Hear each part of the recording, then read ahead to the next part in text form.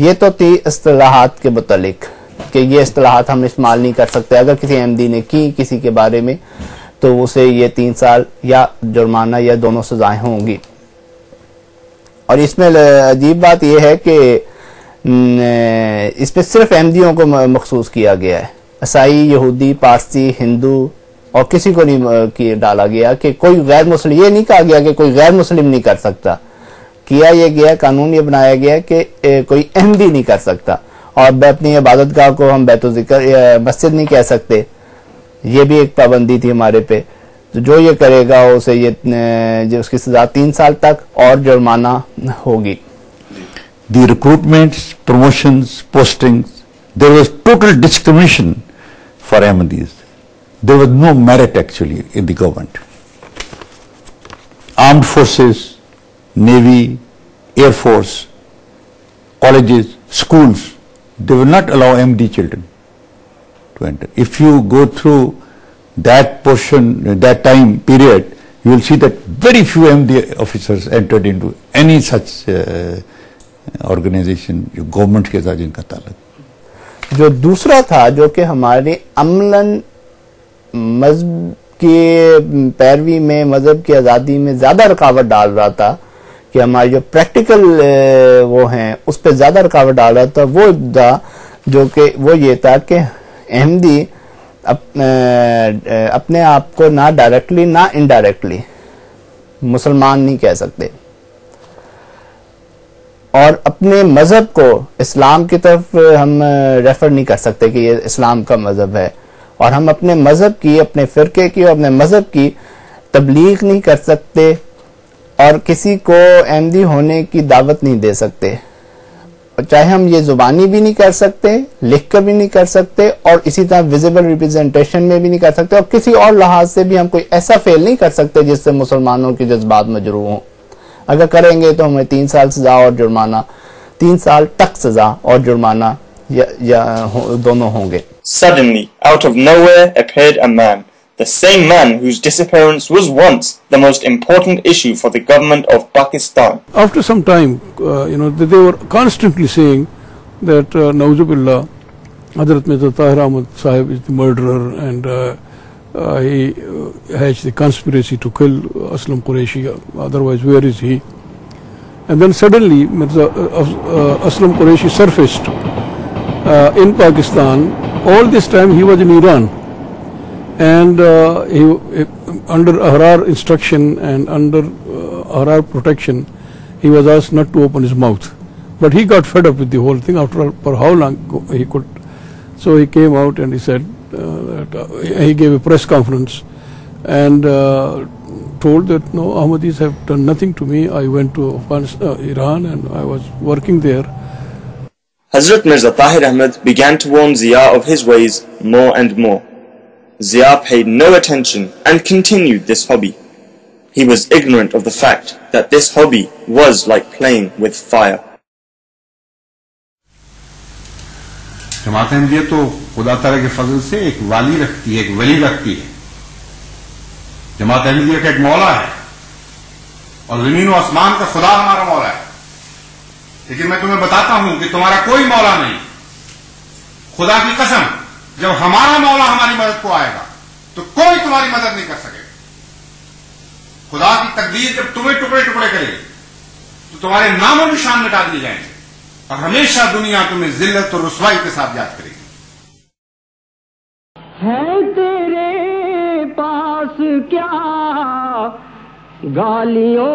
Later on 10th of June, Hazrat Khalifat Masih Rabi Rahimahullah Ta'ala, after a profound prayers to Allah Almighty and seeking His guidance, then he announced the challenge of Mubahala. That was an invitation to come together and pray against one another. Whosoever is wrong, God Almighty should see to that and punish that person.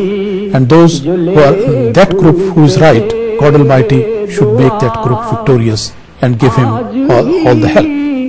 So that was the Mubahala challenge, which was thrown to the leaders of the so-called Muslim community all over the world, that whosoever is ready, they should come forward, sign the document and accept the challenge as such. It's very interesting that in that announcement of 10th of June, 1988, Hazrat Khalifatul Masih particularly mentioned General Zia-ul Haq by name, because he was the mastermind of the ignoble ordinance, and he also wanted to see that it is put into practice in the best possible manner. So therefore, Huzur chose him as one leader who was the person really behind the whole ordinance, and invited him that you should also accept this challenge and then see what God Almighty does.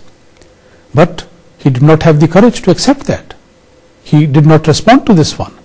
Then Hazrat Khalifatul Masih took up the subject again in one of the sermon, and he declared very openly that whether Zia-ul Haq is going to accept this challenge or not, whether he is going to sign the document or not, but if he continues to persist in his persecution of the Ahmadiyya community, that would be taken tantamount to his acceptance of the challenge.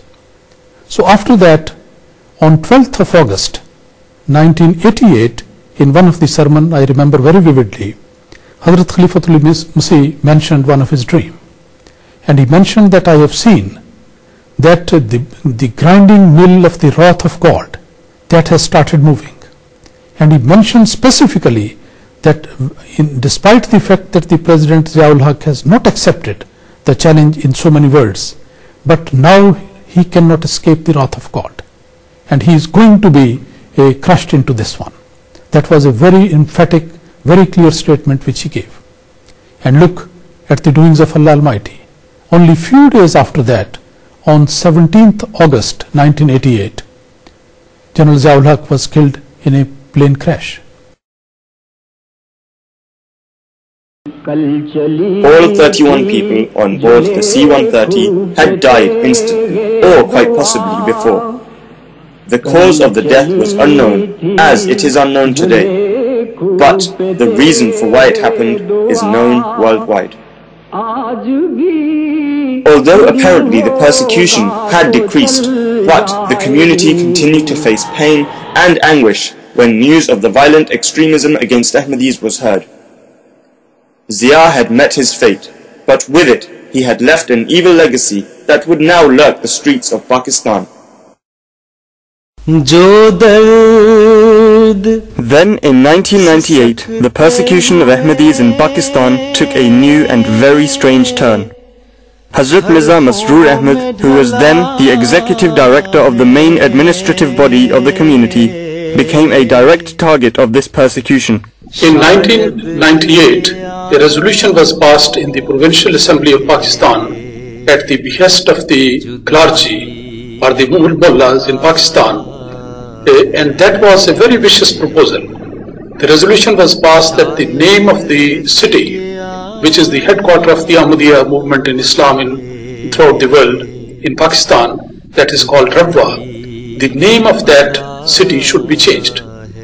Obviously, it is very strange that a city which was populated and established by the Ahmadiyya Jamaat, and the population of which is almost entirely based on Ahmadi people, the name of that city should be changed without their suggestion, without their approval, or even without any reference to them. But at that time, even their anguish was not satisfied. They thought we should do something more than that.